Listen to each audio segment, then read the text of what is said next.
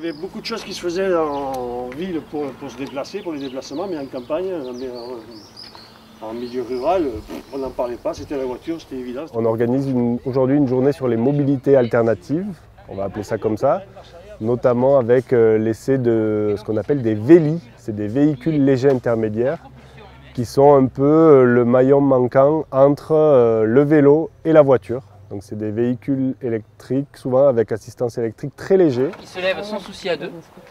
Ça veut dire qu'on fait des économies en électricité, des économies également en matières premières. Donc c'est un véhicule énergétiquement très sobre.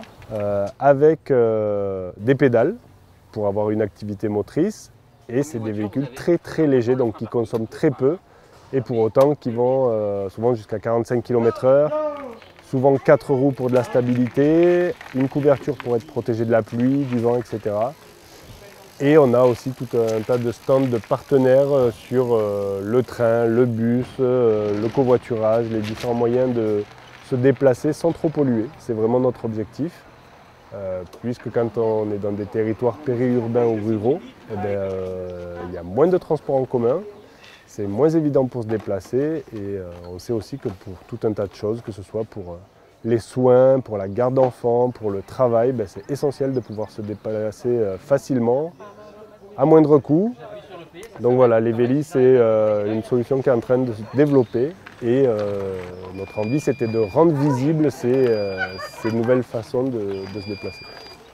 C'est surprenant au niveau de la nervosité un petit peu, de la maniabilité aussi, mais je trouve que bon, un petit défaut, c'est pas ergonomique, quoi.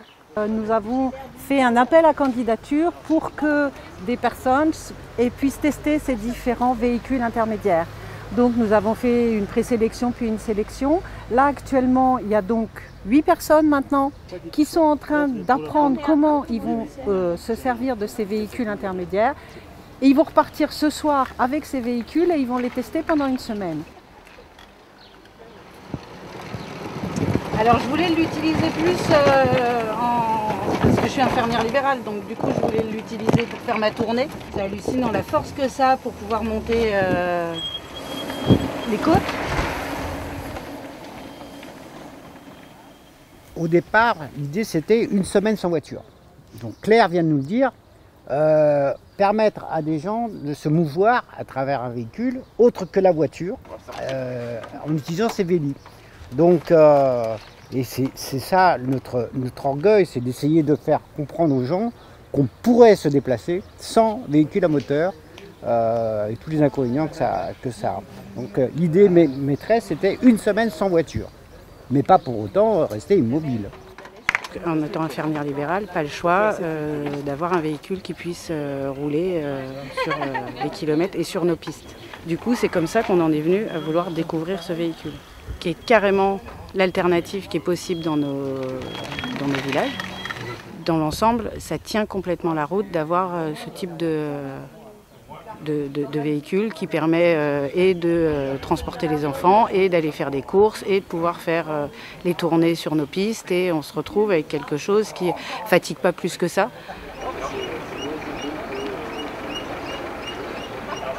L'association INVD qui vient animer les tests des vélis, des véhicules légers intermédiaires, c'est une asso aveyronnaise qui vient de Millau. Ils sont précurseurs sur le sujet parce ça fait un moment qu'ils font ça et ils ont toute une flotte de véhicules qui font tourner, avec lesquels ils s'équipent. Alors moi c'est pour aller faire mes courses, pour aller chez le médecin, pour aller faire mes activités diverses. Mais j'ai jamais moins de 20 km pour me déplacer, donc voilà, il faut essayer pour éventuellement changer de façon de se transporter. C'est génial. Okay. C'est génial, c'est drôle. Bon, c'est découverte, hein, donc voilà. Ouais. Ces vélis, il faut savoir qu'actuellement, la plupart, ce sont des prototypes. Il y a l'extrême défi qui est un appel à projet de l'ADEME pour appeler les constructeurs à développer ce genre de véhicules, les constructeurs, les ingénieurs, etc.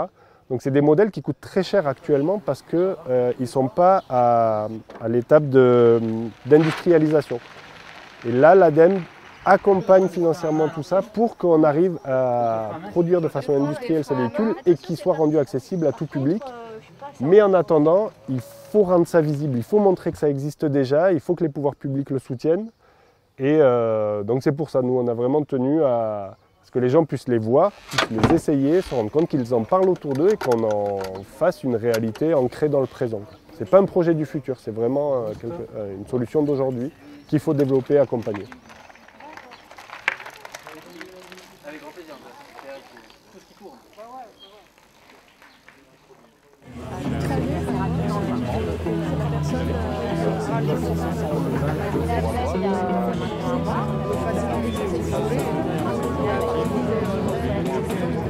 Là,